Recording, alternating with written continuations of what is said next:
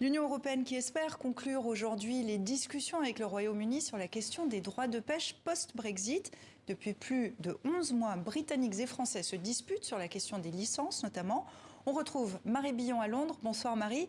En cas de nouvel échec, la France menace d'aller au contentieux. Est-ce que cet ultimatum est pris au sérieux ?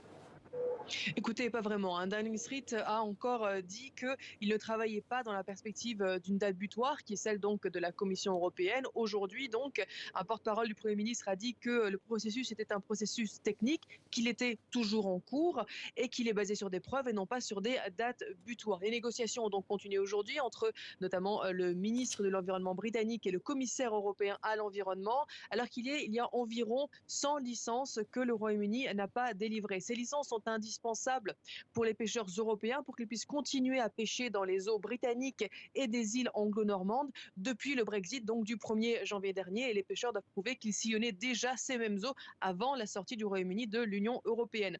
Londres assure avoir délivré 1700 permis de pêche aux Européens depuis le début du processus, mais pour ces 100 dernières licences, Londres estime ne pas avoir assez d'informations. Selon les experts, le texte est très flou sur les justificatifs à fournir pour les petits bateaux qui n'ont pas toujours, ou quasiment jamais en tout cas, un boîtier qui enregistrerait leurs données GPS précises. Ce sont ces petits bateaux de moins de 12 mètres et les nouveaux bateaux, ceux qui ont récemment renouvelé la flotte des pêcheurs européens, qui aujourd'hui posent souci. Merci Marie depuis Londres.